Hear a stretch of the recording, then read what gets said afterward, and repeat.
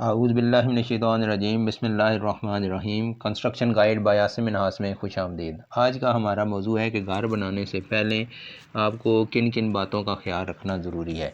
ये टॉपिक बड़ा ही आम और इम्पॉर्टेंट है। अगर आप घर की तामीर के बारे में जानना चाहते हैं तो बराए करम हमारी वीडियो को शुरू से आखिर तक लाजमी देखिएगा। और एक गुजारिश आपसे और है कि अगर आपने अभी तक हमारा चैनल सब्सक्राइब नहीं किया तो बराए करम हमारे इस चैनल को सब्सक्राइब कर दें और घंटी के बटन को भी प्रेस कर दें ताकि हमारी आने वाली वीडियो का हर नोटिफिकेशन आपको सबसे पहले मौसूल हो।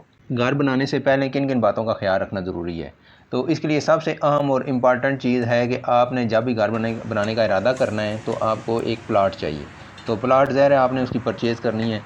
तो प्लाट की ख़रीदारी से पहले लाजमी तसल्ली करनी है कि प्लाट हर लिहाज से क्लियर हो, किसी किस्म के पेपरों में कोई प्रॉब्लम ना हो या जगह में कोई प्रॉब्लम ना हो। तो उसके अलावा जो हैं महकमा माल के दफातर वहाँ से चेक कर लीजिए, उसके पेपर वगैरह मालिक से लेकर कि ये प्लाट किसी किस्म का इस पर कोई मुकदमा या कोई स्टे वगैरह तो नहीं है। अगर प्लाट क्लियर है तो फिर आप उसका फ़ैसला करें कि ये प्लाट हमने लेना है। लेकिन इससे भी पहले एक और जो बुनियादी चीज़ है जो आपने सर्वे करना है मुख्तलिफ़ इलाकों का और वहाँ से एरिया पहले फ़ाइनल करना है कि किस एरिया के अंदर मैंने प्लाट लेना है। जब आप प्लाट फ़ाइनल कर लेंगे जब आप एरिया फ़ाइनल कर लेंगे तो उसके बाद आपने मुख्तलिफ़ चीज़ें देखनी हैं वहाँ पे कि क्या वहाँ पे जो ज़रूरियात ज़िंदगी की बुनियादी सहूलियात हैं वो दस्तयाब हैं, वहाँ पे मौजूद हैं या कि नहीं। तो उसके लिए आपने कौन कौन सी चीज़ें इसके अंदर देखनी हैं। आपने सबसे पहले देखना है कि क्या वहाँ पे जो आपका प्लाट है उसके करीब यानी वॉकिंग डिस्टेंस पे ही क्या मार्केट मौजूद है, स्कूल कॉलेज वगैरह मौजूद है, वहाँ पे जो मस्जिद है वो क्या इबादतगाह वो थोड़े से डिस्टेंस पर ही मौजूद है कि आपको स्पेशल मोटरसाइकिल या गाड़ी वगैरह पे वहाँ ना जाना पड़े नमाज के लिए या नमाज जुमा की अदायगी के लिए। और क्या वहाँ पे अस्पताल या डिस्पेंसरी वगैरह क्या मौजूद है। और इसके अलावा देखेंगे पार्क क्या करीब है। ये चीज़ें आपने फार्मेसी वगैरह देख लें क्योंकि अचानक जो है ना इंसान को बाद दफ़ा दवाई की एमरजेंसी में ज़रूरत पड़ जाती है। तो ये चीज़ें जो बुनियादी सहूलियात हैं ये आपके घर के बिल्कुल करीब हों। तो ऐसी जगह पर आपने प्लाट का इंतखाब करना है। इसके अलावा ये देखिए कि क्या उस जगह उस इलाके या उस सोसाइटी में बिजली, सुई गैस, टेलीफोन, इंटरनेट वगैरह की सहूलतें मौजूद हैं। और इंटरनेट में भी देखिए कि क्या ऑप्टिक फाइबर है या कौन सा इंटरनेट वहाँ पे उस एरिए में चल रहा है। उसके अलावा आपने ये भी चीज़ चेक करनी है कि जब आपने एरिया फ़ाइनल करना है कि आप ये देखिएगा कि वहाँ पे जहाँ पे आप प्लाट लेना चाह रहे हैं वहाँ पे गलियाँ क्या कुशादा हैं, सड़कें कुशादा हैं या नहीं, या गलियाँ तंग हैं। तो बराए करम आप तंग गली के अंदर भी कभी भी जो है ना अपना प्लाट मत लें कि बाद में फिर आने वाले दिनों में जब आप रहेंगे वहाँ पे तो आपको और आपके हो सकता है आपकी नस्लें भी वहाँ रहें, आपके बच्चे वहाँ रहें, तो उनको फिर बहुत प्रॉब्लम होगा कि वहाँ पे गाड़ी की एंट्री या एक साइड पे अगर गली में गाड़ी खड़ी है तो दूसरी क्रॉस ना कर सके। तो ये बहुत बड़ा एक प्रॉब्लम बन जाता है। इसलिए गली कुशादा होनी चाहिए, कम से कम 25 से 30 फुट की गली हो। और इसी तरह जो रोड हैं, मेन रोड्स हैं, वो भी अच्छे बने हुए हों और वो कुशादा हों। अगर अभी बने नहीं हैं तो कम से कम उन्होंने उसके लिए अच्छी कुशादा जगह जो है ना सड़कें छोड़ी हुई हों कि जो देखने में नज़र आ रही हों कि यहाँ पे किसी किस्म का कोई ट्रैफिक का कोई प्रॉब्लम नहीं बनेगा या गाड़ियों की क्रॉसिंग या इस तरह का कोई मसला मसाइल नहीं बनेगा। इसके अलावा आपने देखना है कि वहाँ पे सिक्योरिटी की क्या सूरत हाल है। तो ये चीज़ें तमाम आपको वहाँ पे घूमने फिरने से और वहाँ के मुकीन और जो वहाँ की मार्केट वगैरह है, वहाँ के जो इलाके में लोग दुकानें वगैरह डाल के बैठे हुए हैं, उनसे ये मालूमात लेंगे। और उसके बाद आपने प्लाट कोई फ़ाइनल करना है और तब उसका बयाना करना है और प्लाट आपने ले लेना है। लेकिन बयाना करने के बाद आपने प्लाट की दोबारा मैं बता रहा हूँ कि तसल्ली अच्छे तरीके से करनी है कि कागज़ों के अंदर किसी किस्म का कोई मसला ना हो और कोई अदालत वगैरह में उसका कोई स्टे वगैरह ना हो। हर लिहाज से क्लियर होना चाहिए और कोशिश यही करें कि जब आपने प्लाट पर फ़ौरन मकान बनाना है तो पोजेसन वाला मकान लें जिसमें आज आपने प्लाट ले लिया है तो कल आप उस पर घर बना सकें, बजाय इसके कि पता चले कि आपने फ़ाइल ले ली है और वो 3 साल बाद, 5 साल बाद, 7 साल बाद, 10 साल बाद जो है ना वो आप इंस्टॉलमेंट्स देंगे और मैच्योर होगी। तो ऐसे जगह पर आप घर नहीं बना सकेंगे जब तक कि आपकी इंस्टॉलमेंट्स पूरी ना हो या सोसाइटी वहाँ पे काम करके आपको कब्ज़ा वगैरह ना दे दे। प्लाट ख़रीदने के बाद जो अगला स्टेप आता है वो है कि मकान का घर का नक्शा बनवाना। तो बाज़ लोग ये करते हैं कि हम नेट से देकर नक्शा उठा लेंगे या फिर हम ख़ुद नक्शा बना लेंगे। तो कुछ लोगों को थोड़ा बहुत नक्शे के बारे में पता होता है, तो बाकी वो ख़ुद अपनी एक्सपर्टी दिखाते हैं। लेकिन मेरा ख़्याल है कि ऐसा काम नहीं करना चाहिए, क्योंकि इंसान जितना भी समझदार हो, वो जो प्रोफेशनल बंदा है उसकी तरह का काम इंसान ख़ुद नहीं कर सकता। तो इसलिए बेहतर यही होता है कि आप नक्शा नवीस से नक्शा बनवाएं। अभी नक्शा नवीस में बाज़ लोग कहते हैं जी वो पैसे बहुत ज़्यादा ले लेते हैं। आप ये देखिए कि अगर वो पैसे लेते हैं तो आपको उसके बदले कुछ सहूलतें भी देते हैं कि आप उनको अपने प्लाट का साइज़ बताते हैं कि हमारे प्लाट की विड्थ और लेंथ ये है, मसलन फ्रंट इतना चौड़ा है, बैक इतनी है और साइडें इतनी इतनी लंबी हैं। तो उसके मुताबिक आप बताते हैं हमें 2 बेड का घर सेट करके दें। और अगर आप की ज़रूरियात हो, आजकल लोग 5 मरले के घर के अंदर भी 2 गाड़ियां खड़ी करने का जो है ना बनाते हैं कार पोर्च, तो उसके अंदर बआसानी 2 गाड़ियां खड़ी हो सकती हैं। और 6 मरले का घर हो तो उसमें भी 2 गाड़ियां बड़ी आसानी से खड़ी हो जाती हैं। तो ये काम आप ख़ुद नहीं कर सकते। आप ख़ुद करेंगे अगर, तो या तो आप कमरों के साइज़ ख़राब कर देंगे या ड्राइंग को छोटा बड़ा कर देंगे। अगर कारपोर्च को सेट करना हो आपने, तो हो सकता है कि जगह छोड़नी हो, आपने 12 फुट आप 14 फुट छोड़ देंगे। उससे क्या होगा कि आपका जो ड्राइंग है वो बहुत छोटा हो जाएगा। तो अगर कोई नक्शा नवीस आपसे पैसे लेता है, मिसाल के तौर पर 5,000, 10,000, 15,000, 20,000 रुपये, मुख्तलिफ नक्शा नवीस की भी फ़ीसें भी मुख्तलिफ होती हैं। बाज़ लोग ऐसे होते हैं बहुत ज़्यादा वो 3D टाइप के नक्शे वगैरह आपको बना कर दे देंगे, फ्रंट एलिवेशन अच्छा बना कर दे देंगे। और बाज़ लोग होते हैं सादा सा काम करके देते हैं पेपर पर के ये आपका मकान का नक्शा है। उसमें अगर आप पैसे बचाना चाहते हैं तो आप सादा नक्शा नवीस जो बना कर दे रहे हैं पुराने ज़माने के स्टाइल वाला, उससे बनवा लें। तो वो आपको एक तो नक्शा भी बना कर दे देगा, और दूसरा जो नक्शा पास करवाना पड़ता है वहाँ की जो डेवलपमेंट अथॉरिटी होती है, मसलन RDA हो गया, उसके अलावा आपका LDA हो गया, MDA हो गया, तो जो भी वहाँ की डेवलपमेंट अथॉरिटी होगी उससे वो नक्शा नवीस आपको मुनासिब पैसों में नक्शा बना कर भी दे देगा और उनसे अप्रूवल भी लेकर दे देगा नक्शे की। इसके अलावा नक्शे के सिलसिले में एक बात आपको मैं और बता दूं कि अगर आप ख़ुद नक्शा बनाएंगे तो हो सकता है कि आप बेमकसद की कुछ ऐसी दीवारें दे दें, या अगर दीवारें जहाँ पे नक्शा नवीस आपको बताएगा कि यहाँ पे सिंगल दीवार आपने देनी है, सिंगल रद्दा, तो वो होती है 4.5 या 5 इंच वाली, तो हो सकता है कि आपको समझ इतनी ना हो और आप वहाँ पे डबल दे दें, या जहाँ पे डबल देनी हो वहाँ पे आप अपनी तरफ से समझदारी ज़ाहिर करें और सिंगल दे दें। तो इससे क्या होगा कि जहाँ पे डबल दीवार ज़रूरत होती है वहाँ पे नक्शा नवीस कमरों के साइज़ और उनके जो वाया होता है दीवारों का, उसके मुताबिक वो डिसाइड करता है कि यहाँ पे सिंगल दीवार देनी चाहिए या डबल देनी चाहिए। मैं एक छोटी सी मिसाल देकर आपको समझाता हूँ। अगर एक बंदा अपने घर की बिलफर्ज किचन की कोई दीवार है वो 10 फुट लंबी और 10 फुट ऊंची है, तो ये एक सैकड़ा बन गई, वहाँ पे वो दीवार देनी थी सिंगल, ठीक है, और आपने दे दी वहाँ पे डबल, यानी 9 इंची की दीवार दे दी।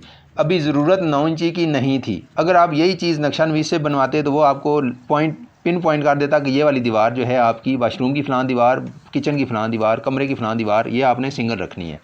अभी आप ये देखिए कि सिर्फ एक दीवार है 10 बाई 10 की, इसके अंदर आपकी जो ईंटों की बचत होगी, अगर आपने नक्शा नवीस आपको अगर समझाएगा तो उसके मुताबिक आपकी तकरीबन 400 ईंटों की बचत होगी। अभी 15 रुपये की एक ईंट लगाते हैं, अच्छी ईंट अगर आप लगाते हैं तो 15 रुपये की एक ईंट है और 15 चौके 60, यानी 6,000 रुपये सिर्फ आपके इधर ईंटों की बचत है। इसके अलावा रेत और सीमेंट की जो बचत है वो अलग है, और जो मजदूरी आपकी वहाँ पे बचत होगी वो अलग है। सिर्फ 6,000 रुपया सिर्फ सीधा सीधा आपको ईंटों का बच रहा है। अभी आप देखिए अगर बिलफर्ज वो आपसे 5,000, 10,000 या 15,000 रुपया नक्शे वाला लेता है तो वो आपको कई हज़ार रुपये की बचत करके और कहीं गुना ज़्यादा आपकी अपनी एक्सपर्टी से ज़्यादा वो आपको अच्छा और म्यारी एक नक्शा बनाकर देगा। अगर बिलफर्ज आजकल एक ट्रेंड है कि 5 मरले के घर के अंदर भी 2 गाड़ियां खड़ी की जाती हैं, वरना ये पहले होता था कि 10 मरले के घर में 2 गाड़ियां खड़ी होती थी। लेकिन अभी जो नक्शा नवीस हैं वो कमरों की size, kitchen, washrooms, TV lounge और ड्राइंग वगैरह का साइज़ ऐसा सेट करते हैं कि आपके 5 मरले के घर के अंदर भी 2 गाड़ियां बआसानी खड़ी हो जाती हैं। तो इसलिए मेरी आपसे दरख्वास्त है कि नक्शा हमेशा आप नक्शा नवीस से ही बनवाएं ताकि आपका मकान अच्छा बने। और अगर बिलफर्ज आप इसको किसी टाइम सेल करना चाहें या आप सेल पॉइंट ऑफ व्यू से भी बनाना चाह रहे हैं, तब भी आप नक्शा हमेशा नक्शा नवीस से ही बनवाएं। जो भी काम है, जिस चीज़ का जो बंदा एक्सपर्ट है, ये मेरी दरख्वास्त है आपसे कि आप हमेशा उसी से काम करवाएं ताकि आपके मकान अच्छा बने। अभी हम बात करते हैं कि अगर आप कंस्ट्रक्शन का बिज़नेस शुरू करना चाह रहे हैं तो आप कौन से घर बनाएं।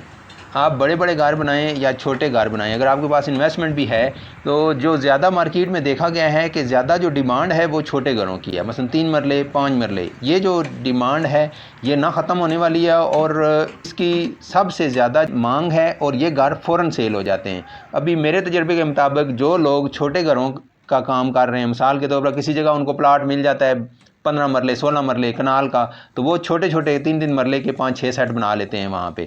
तो गली वगैरह दे देते हैं सेंटर में प्लाट के, और 3 मरले के एक साइड पे, 3 मरले के एक साइड पे, या 3 या 4 मरले के, या एक तरफ 3 मरले के एक तरफ 5 मरले के।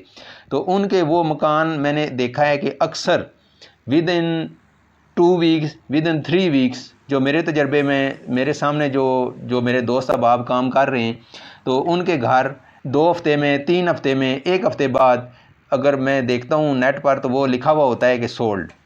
1 हफ्ता पहले वो लगाते हैं, साथ ही 1 हफ्ते के बाद, 2 हफ्ते बाद वो सोल्ड, और उसके बाद वो नई जगह लेकर नया काम शुरू कर देते हैं। तो मेरे तजर्बे के मुताबिक छोटे घरों की डिमांड सबसे ज़्यादा है, इसलिए आप अगर एज आ बिज़नेस ये काम शुरू करना चाह रहे हैं तो आप सबसे बेहतर है कि 3 मरले और 5 मरले के घर पे काम करें। ये बनाना भी आसान है और इसमें बहुत ज़्यादा महंगी चीज़ें भी नहीं लगानी पड़ती, एक एवरेज सा काम होता है इसमें। और आपको क्योंकि तजर्बा, अगर आप नए बंदे हैं और आपको इतना तजर्बा नहीं होगा इन घरों का, बड़े बड़े घरों का, क्योंकि बड़े घरों में फिर काम बहुत ज़्यादा फैंसी करवाने पड़ते हैं, तो नए बंदे के लिए सबसे बेहतर होता है कि वो छोटे घर बनाए। और छोटे घर बनाने में अगर कोई 19-20 फ़र्क रह भी गया तो वो आपकी लर्निंग हो जाएगी और आप नए अपनी गलतियों से सीखते जाएंगे और इन्हीं छोटे घरों को मज़ीद फ़ाइन और बेहतर करते जाएंगे। और एक दरख्वास्त मेरी आपसे ये भी है कि हमेशा दाएं बाएं जो काम हो रहे थे उनमें देखा करें कि वहाँ पे क्या काम हो रहा है, वहाँ से सीखें और अपने काम पे अप्लाई करें। इस पॉइंट को डिस्कस करते हैं कि घर खुद बनवाना चाहिए या ठेकेदार को ठेका देना चाहिए। अगर आप नए बंदे हैं, आपको काम की समझ नहीं है, फिर तो हर सूरत ठेकेदार को ही ठेका देना चाहिए। लेकिन अगर ठेकेदार को ठेका दे भी देते हैं आप, तो उसके बाद भी फिर भी आपको सुपरवाइज़ करना पड़ता है, क्योंकि मटेरियल वगैरह आप उसको लेकर देते हैं। क्योंकि ठेके भी 2 किस्म के होते हैं, एक होता है कि विद मटेरियल और एक होता है जिसमें आप सिर्फ उसको लेबर के पैसे देते हैं और मटेरियल आप अपना सारा प्रोवाइड करते हैं। इसमें भी एक आ जाता है कि अगर आप सिर्फ ढांचा बनवाते हैं, एक आता है कि आप ग्रे करवाते हैं अपने घर को, और एक आ जाता है कि आप कंप्लीट, यानी आपने उससे चाबी लेनी है और जाकर अपने घर का ताला खोलना है और वहाँ पे सामान रख के रहना शुरू कर देना है। तो जो अभी हम बात करेंगे कि जो अगर आपने उससे तेसी करंडी का काम करवाना है तो उसके बारे में कि आप उससे किस तरीके से उसके साथ डील करेंगे, क्योंकि ठेकेदार के साथ डील करना भी एक बहुत बड़ा फ़न है और बड़ा ही टेक्निकल काम है। और नए बंदे अक्सर इस मामले में मार खा जाते हैं और ज़्यादातर लोगों के साथ जो मामलात ख़राब होते हैं वो मिड में जाकर होते हैं कि जब मालकान उसको ठेकेदार कहते हैं कि ये काम ऐसे करना है, वो कहता है नहीं जी मेरी तो आपसे इस तरह की बात हुई थी, ये वाला काम मेरे ठेके में शामिल नहीं है, ये फ़लाँ चीज़ शामिल नहीं है, फ़लाँ चीज़ शामिल नहीं है। तो इससे क्या होता है कि वो आपस में बदमज़गी पैदा होती है, नाराज़गी शुरू हो जाएगी, और या तो वो काम मालिक गुस्से में आकर रुकवा देता है या फिर वो कहता है कि मुझे वारा नहीं करता, और बड़े आपस में बहरहाल मुख्तलिफ़ तरह के मसले मसाइल पैदा होते हैं और फिर काम जो है ना वो बदमज़ा सा हो जाता है। अगर इस बात पे हम फाइनल अपना इस बात का निचोड़ निकालें कि मकान ख़ुद बनवाना चाहिए या ठेकेदार को ठेका देना चाहिए, तो यकीनन मैं यही कहूँगा कि ठेकेदार को ठेका दें। उससे आपकी काफ़ी सारी सरदर्दी ख़त्म हो जाएगी, क्योंकि बहुत ज़्यादा टीमों के साथ वास्ता डलता है बंदे का, तो ये नहीं पता होता कौन सी टीम को कितने पैसे देने हैं। जबकि आप सिर्फ एक टीम के साथ यानी ठेकेदार के साथ अगर मामला तय कर लेंगे तो बाकी वो उसकी जो लेबर है वो ख़ुद ही उनके साथ डील करता रहेगा और आपको काम मुकम्मल करके दे देगा। अब आप ये देखिए कि ठेकेदार के साथ आपने अगर काम ठेका देना है तो किन शराइत पर देना है, और सबसे पहले ये देखिए कि ठेकेदार का आपने इंतखाब कैसे करना है। ये भी एक बहुत ही ख़ास बात है कि अगर फ़र्ज़ करें कोई अनाड़ी बंदा है जिसको काम की समझ नहीं है, आपने उसको ठेका दे दिया है, तो फिर तो आपके लिए बड़ा मसला बन जाएगा कि आपका काम ख़राब भी होगा और पाए तकमील तक भी नहीं पहुँचेगा। इसलिए आपने ठेकेदार का इंतखाब भी बड़ा सोच समझ कर और देखभाल कर करना है। जिस भी ठेकेदार का आपने इंतखाब किया है, सबसे पहले आप ये देखिए कि इलाके में उसकी साख कैसी है, लोगों की जो अमूमी राय है उसके बारे में। बहसीयत इंसान और बहसीयत ठेकेदार दोनों तरीक़ों से आप चेक कीजिए, लोगों से मालूमात लीजिए कि ये बंदा कैसा है। दूसरा आपने ये देखना है कि इस बंदे का तजर्बा कितना है, कि नए बंदे को आप अवॉइड करें काम देने से, बल्कि तजर्बाकार बंदे को दें काम, ताकि वो आपका काम अच्छा करे। और उसके अलावा आपने उसका एक दो काम भी विज़िट करने हैं, उनको भी देखिए आया आपको वो काम पसंद आते हैं या नहीं। क्योंकि अगर आपको वो काम पसंद आ जाते हैं तो फिर तो ठीक है कि आपका ये आप मुतमईन हो जाएंगे कि ये आपका काम अच्छा करेगा। लेकिन अगर आपको उसके काम ही पसंद नहीं आते तो ज़ाहिर है वो जो काम पहले वो आपके म्यार के मुताबिक नहीं कर सका, तो वो आपका काम आपके म्यार के मुताबिक किस तरह करेगा। और उसके अलावा ये भी देखिए कि उसकी जो लेबर है वो कैसी है और कितनी एक्टिव है। मसलन आपके जो इसके काम लगे हुए होंगे वहाँ पर जाएंगे, जब आपको उसकी लेबर नज़र आ जाएगी कि वो किस तरीके और सलीके के साथ काम कर रहे हैं। इन तमाम बातों को आपने बगौर जायज़ा लेना है और उसके बाद फिर उसके साथ डील डन करनी है। और डील में ख़ुसूसी तौर पर आपने टाइम पीरियड जो है वो लाजमी तय करना है कि आप कितने अरसे के अंदर हमें ये काम मुकम्मल करके दे दोगे, जो जो काम आप उसको बताएंगे। मिसाल के तौर पर आपने उसको बताया कि ढांचा बनाना है और उसके बाद आपने प्लस्तर करवाना है, वाशरूमों की टाइलें लगानी हैं और मार्बल वगैरह लगाना है फ़र्श पर, या फ़र्श पर टाइल लगानी है और कारपोर्ट के अंदर मार्बल लगाना है। तो ये तमाम काम उसके ज़िम्मे होंगे। तो ये तमाम चीज़ें आपने उसके साथ रिटन में लिख लेनी है कि, और इसके चीज़ का भी आपने ख़ास तौर पर ये लिखना है एग्रीमेंट में कि ये कितने पैसों में आपका उसके साथ ठेका हो रहा है और कितने स्क्वायर फुट है। अभी स्क्वायर फुट में ठेका देना बेहतर है या कि लमसम उसको दे दिया जाए।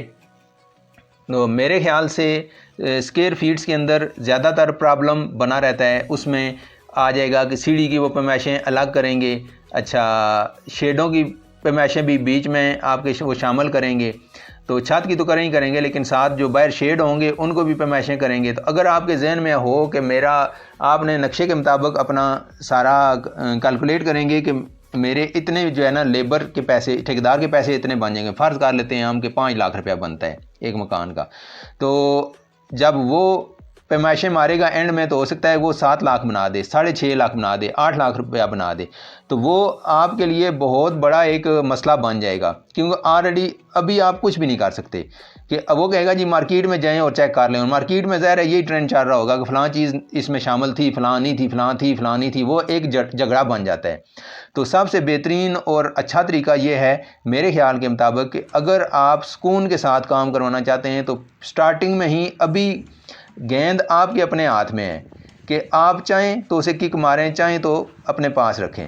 तो बेहतरीन हाल ये है कि आप उसके साथ उसे बताएं कि ये मेरा काम है, तमाम काम इसके अंदर शामिल है, मुझे आपने फ़लाँ फ़लाँ फ़लाँ फ़लाँ हर काम, ये ना हो कि बाद में कहो कि फ़लाँ काम शामिल नहीं था। मसलन ये होता है कि जी टंकी जो है, अगर आपने 3 टंकियाँ बनानी है तो एक टंकी हमारे खाते में शामिल है और 2 नहीं है, या फिर ऊपर जो सफ़ील बनानी है वो हमारे खाते में शामिल नहीं है, उसकी पैमाइश अलग होगी। या फिर वो ये कहेंगे कि जो फ्रंट की या बैक की बाउंड्री है या साइड की मकान के अलावा जो बाउंड्री वाल है वो हमारे खाते में शामिल नहीं थी, हमने स्क्वायर फुट के हिसाब से लिया है और हम इस चीज़ की अलग से पैमाइश लेंगे। या जो साइड की गैलरियाँ, फ्रंट बैक, फ्रंट का कार पोर्च है जो कवर्ड एरिया से बाहर है, या साइड की गैलरी होगी, बैक की गैलरी होगी जो बड़े घरों में होती है मसलन 10 मरले में, तो वो जो है हम उसकी पैमाइश जो है इसमें शामिल नहीं है, तो वो अलग से इसकी पैमाइश होगी। या बाहर जो शेड निकले हुए हैं, आप बिलफर्ज आपने खिड़कियों के ऊपर शेड निकलवा दिए फुट या 1.5 फुट का, ताकि बारिश अंदर ना जाए, तो वो भी आपको कवर्ड एरिया के हिसाब से ये पैमाइश करेंगे। किस्सा मुख्तसर ये कि आपको ये फिर ठेका बहुत ज़्यादा महंगा पड़ जाएगा, क्योंकि आपको भी समझ नहीं है कि ये पैमाइश किस तरीके से करेंगे। और शुरू में हमेशा ये ठेकेदार लोग ये करते हैं कि ये आपसे ज़्यादातर काम लेने के लिए अपना मुंह बंद रखते हैं और ठीक है जी ठीक है, मीठे मीठे बने रहते हैं। लेकिन जब काम मिड में चला जाता है तो फिर ये अपना मुंह खोलना शुरू करते हैं कि फ़लाँ चीज़ शामिल नहीं है, फ़लाँ चीज़ शामिल है, फ़लाँ नहीं है, ये वो। इससे बड़ी बदमज़गी पैदा होती है और फिर आम तौर से देखा गया है कि लोगों को अपना प्रोजेक्ट डूबता हुआ नज़र आता है। और कंस्ट्रक्शन की फील्ड में जब कोई नया बंदा आता है तो वो भागता भी वापस जो रिवर्स होता है कि ये फील्ड ठीक नहीं है, तो इसी वजह से होता है। तो इसका तरीक़ाकार ये है कि जब आपने काम नहीं दिया तो आप किंग हैं, आपका मूड होगा तो आप किसी ठेकेदार को काम देंगे, मूड नहीं होगा तो नहीं देंगे। एक तो आपने जो भी एग्रीमेंट करना है वो रिटर्न में करना है और दो गवाहान की मौजूदगी में साइन वगैरह करवा लेने, ताकि ना आप भूलें और ना वो भूलें। और दूसरा ये सुन्नत तरीका है, तो इस पर अमल करने से वैसे ही, अगर सुन्नत समझकर आप इस पर अमल करेंगे तो वैसे ही इंशाल्लाह खैर और भलाई आपको नसीब होगी इंशाल्लाह। और दूसरा ये है कि हर काम आपने उसको क्लियर कट लिख देना है कि ये मेरा घर है, इसमें कोई काम आपने एक्स्ट्रा नहीं डालना। मकान जिस तरह सारी दुनिया के बनते हैं इस तरह आपने मुझे बना कर देना है, और आप मुझे लमसम पैसे बता दें कि कितने बनते हैं, और स्क्वायर फुटों के हिसाब से अगर आप मैश मारते हैं तो कितने बनेंगे। तो पहले उससे पैसे तय कर लें और वो लिख लें। और एक बात हो गई, उसके बाद, और ये पॉइंट बहुत ज़रूरी है, बाद में ये आपके लिए बड़े मसाइल पैदा करेगा अगर आप इस बात पर अमल नहीं करेंगे तो। अगर दूसरी बात यह है कि अगर आपने एग्रीमेंट उसके साथ कर लिया है तो साथ ही एग्रीमेंट में आपने पेमेंट का शेड्यूल भी सेट कर लेना है। ऐसा ना हो कि वो शुरू में ही आपसे इतने ज़्यादा पैसे ले ले कि इस्तेमाल कर ले, खा पी ले। अगर कई लोग ऐसे होते हैं जिन्होंने आगे किसी को उधार देना होता है, कहीं कहीं मतलब लेन देन होता है, तो वो आगे अपनी आपसे पेमेंट लेकर आगे पे कर दे और उसके बाद फिर वो आपसे पैसे मांगे कि जी और मुझे पैसे दें और दें। ये पेमेंट शेड्यूल जितना भी है ये शुरू में ही, स्टार्टिंग में ही आपने रिटर्न फॉर्म में ले आना है, ताकि आपको भी पता हो कि इतना काम होगा तो मैंने इतने पैसे देने हैं। मसलन डीपीसी पे आपने उसको दे देने, एक पेमेंट स्टार्टिंग में कर देनी है ताकि वो खुदाइयाँ वगैरह करवाए, और फिर डीपीसी तक तय कर लेंगे इतने पैसे दूंगा। फिर 7 फुट की जो बीमों की भराई वगैरह आती है, उस जब भराई मुकम्मल हो जाएगी तो मैं आपको इतने पैसे दूंगा। उसके बाद ऊपर जब लेंटर डलेगा तो चुनाइयाँ होने के बाद फिर जो लेंटर डलेगा तो उस पर मैं आपको इतने पैसे दूंगा। अगर आपकी एक मंजिल है तो उसके बाद लेंटर डलने के बाद साथ ही आपने 1-2 दिन के बाद जो है ना आप ऊपर पर्दी बनवा लें और मुमटी बनवा लें। लेकिन अगर आपकी दूसरी मंजिल भी है, आपने 2 मंजिला मकान बनाना है, तो फिर दूसरी मंजिल में चुनाइयाँ शुरू करवाएं और वो फ्रेम वगैरह जो दरवाज़ों के हैं चुगाठें वो फिट करे और बीम डाले, उस पर आप उसको एक पेमेंट कर दें। उसके बाद अगली पेमेंट लेंटर पर करें।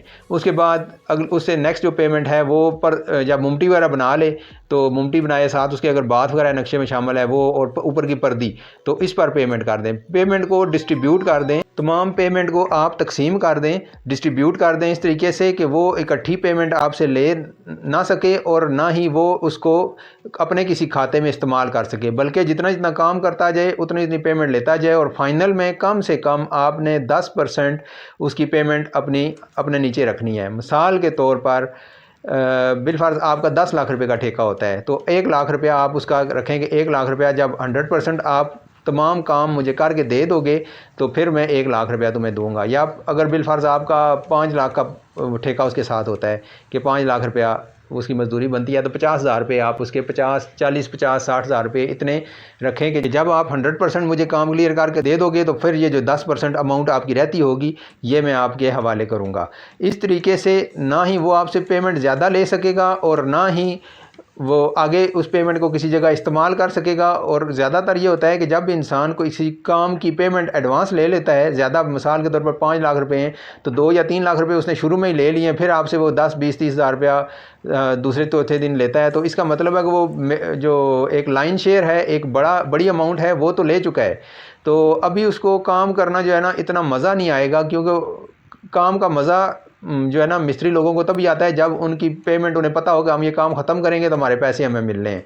जब उनको पहले ही पता हो कि जी हमने पैसे तो खा लिए हैं आप लेकर, तो अब ना वो इतनी अच्छी क्वालिटी का काम करके आपको देंगे और ना ही वो आपके काबू में रहेंगे। इसलिए हमेशा उनकी पेमेंट अपने अंडर रखें और थोड़ी थोड़ी करके उनको पेमेंट दे दें। और ये नहायत ही एक अहम पॉइंट है कि उनकी जो पेमेंट है उसका एग्रीमेंट के अंदर एक शेड्यूल तय कर लें, ताकि उन्हें भी पता हो कि फ़लाँ फ़लाँ काम पर हमें पैसे मिल रहे हैं और इतने इतने मिल रहे हैं, और आपको भी पता हो कि मैंने फ़लाँ फ़लाँ काम पर इनको इतने इतनी पेमेंट करनी है। अभी बात कर लेते हैं कि कौन कौन सी चीज़ इनके ठेके में ग्रे में शामिल होती है। ग्रे स्ट्रक्चर जब आप बनवाते हैं तो उसमें शामिल होती है और कौन सी शामिल नहीं होती। मसलन अगर आपने खुदाइयाँ करनी हैं तो बाज़ दफ़ा खुदाइयाँ उस एग्रीमेंट में शामिल होती हैं।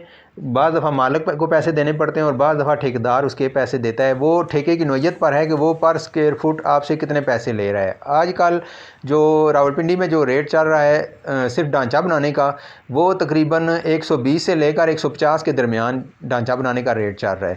तो इसके अलावा अगर फुल कंप्लीट करना है तो तकरीबन 250 260 250 के करीब 260 रुपये पर स्क्वायर फुट के हिसाब से तकरीबन फुल पेमेंट वो लेते हैं। लेकिन इसमें वो चीज़ें शामिल हैं जो कि पैमाइश में आएंगी, जो छत में शामिल है। मसलन इसमें अगर लॉन है तो वो पैमाइश में शामिल नहीं होगा। अगर पीछे बैक साइड की लॉन्ड्री है या ओपन स्पेस है तो वो शामिल नहीं होगी। और जो छत के नीचे हैं या इसके अलावा शेड इसमें शामिल होते हैं। लेकिन अगर साइड की गैलरी है तो वो शामिल नहीं होगी। बाहर की जो बाउंड्री है वो इसमें शामिल नहीं होगी। लेकिन अगर आप उसके साथ लमसम कर लेंगे, अच्छा इसमें सीढ़ी की भी पैमाइश वो अलग तरीके से करेंगे तो वो पैमाइश ये थोड़ी ज़्यादा बन जाती है। तो सबसे बेहतरीन यही है कि आप उनके साथ लमसम फाइनल कर लें कि मुझे बताओ, आप 1 2 3 4 ठेकेदारों से मालूमात ले लें कि वो आपके काम का कितना कितना लेंगे पैसे। तो जो ठेकेदार आपको मुनासिब पैसों में और अच्छा ठेकेदार हो, अच्छा काम करके दे, आप उसको ठेका दे दीजिए।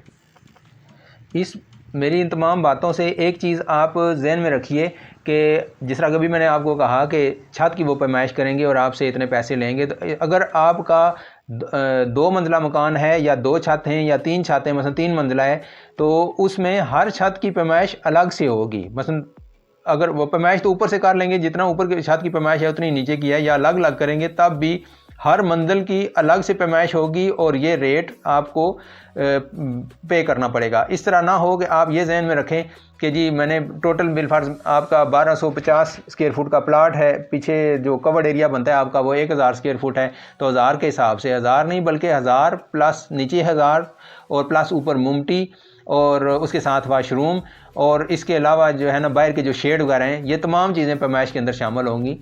तो इस तरह ये ना आप जहन में रखें कि जी हमने छत पैमाइश करना है तो छत ज़रूर पैमाइश होगा, लेकिन हर छत की अलग से पैमाइश होगी, क्योंकि उन्होंने ये आपका एक छत डाला, फिर दूसरा डाला, फिर तीसरा डाला, तो इस तरह हर छत की अलग अलग पैमाइश काउंट की जाएगी। ठेकेदार जो आपसे रेट डिमांड करेगा अपने काम का, बिलफर्ज वो 150 200 250 जो भी पर स्क्वायर फुट अपना लेबर के लिए वो डिमांड करता है, तो उसमें बेसिकली जो छोटा काम है उसमें आमतौर से बंदे को पे थोड़े ज़्यादा करने पड़ते हैं पैसे, और बड़े काम में उनको बचत होती है, इसलिए वो आपको रेट थोड़ा कम देंगे। अभी ऐसा नहीं है कि 3 मरले का भी रेट आपको वही मिले जो 10 मरले का मिलता है। 3 मरले में 4 मरले में दीवारें उतनी ही होंगी या 5 मरले में दीवारें उतनी ही होती हैं जितनी 10 मरले में है, लेकिन 10 मरले की पैमाइश ज़्यादा बन जाती है और उनको मेहनत कम करनी पड़ती है, तो इस वजह से 10 मरले में वो आपको रेट कम चार्ज करेंगे, जबकि 3 मरले 4 मरले में वो 10 20 30 रुपये पर स्क्वायर फुट वो एक्स्ट्रा आपसे डिमांड करेंगे, क्योंकि उसमें उनका लेबर का ख़र्चा ज़्यादा आ जाता है। अभी हम बात कर लेते हैं कि टाइम फ्रेम कितना चाहिए होता है घर की कंप्लीशन के लिए।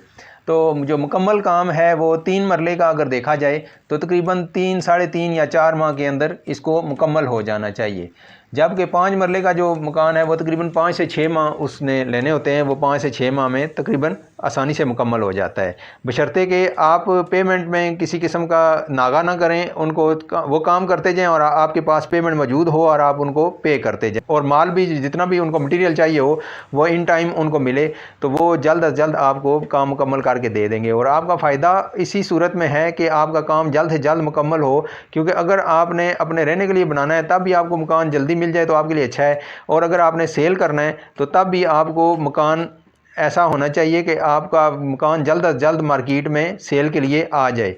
इस ठेकेदार के अलावा जो आपको घर की चुनाइयाँ करके देगा, प्लस्तर करके देगा, टाइलें और मार्बल वगैरह लगा कर देगा, तो इसके अलावा भी आपको मुख्तलिफ़ किस्म के बंदों से वास्ता पड़ेगा और उनके साथ भी आपको ठेका ही करना पड़ेगा, उनके साथ डील बनानी पड़ेगी। मिसाल के तौर पर रंग वाला बंदा अगर आप दिहाड़ी पर लगाएंगे, कंस्ट्रक्शन में कोई भी बंदा आप दिहाड़ी पर लगाएंगे तो वो ना इतना दिल से काम करेगा, फिर वो उसको ये होगा कि मैंने 5 बजे छुट्टी करनी है, 4 बजे छुट्टी करनी है, तो वो 5 के बजाय 4 बजे ज़हनी तौर पर तैयार हो जाता है कि बस अभी 5 होने वाले हैं तो मैंने छुट्टी करनी है।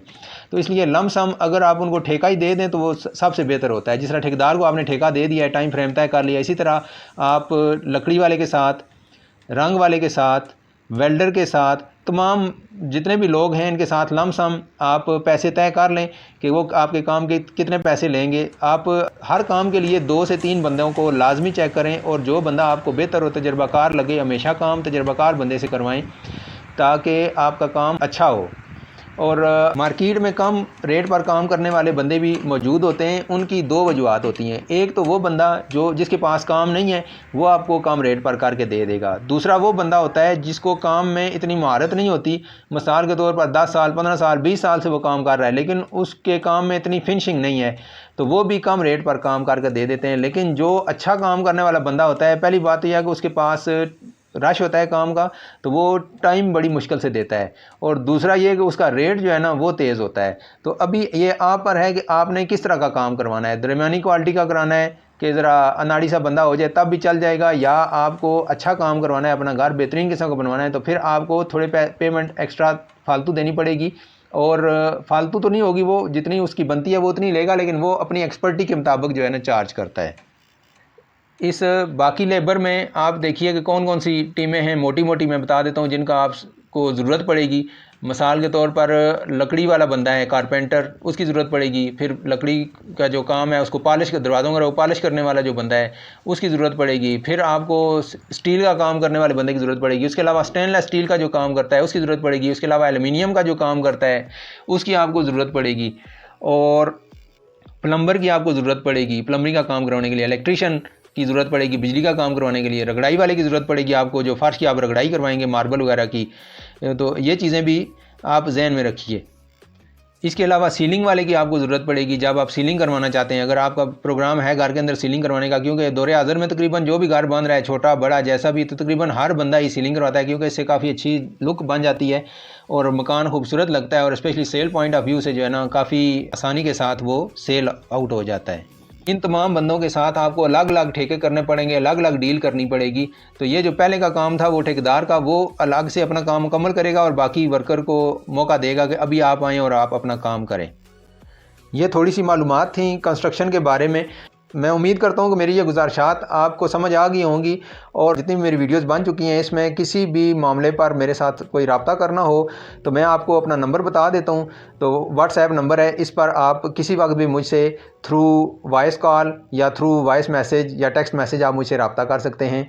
तो नंबर है 00923345006869 0334500669।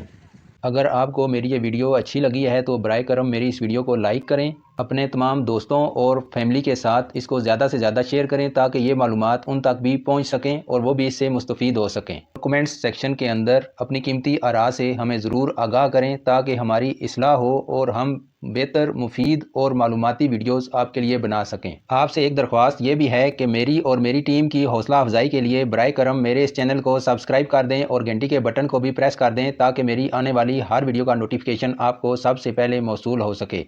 बराए मेहरबानी आप अपने वालिदैन और अपने प्यारों का बहुत सारा ख्याल रखिएगा और मुझे अपनी दुआओं में याद रखिएगा। अभी तक के लिए इतना ही।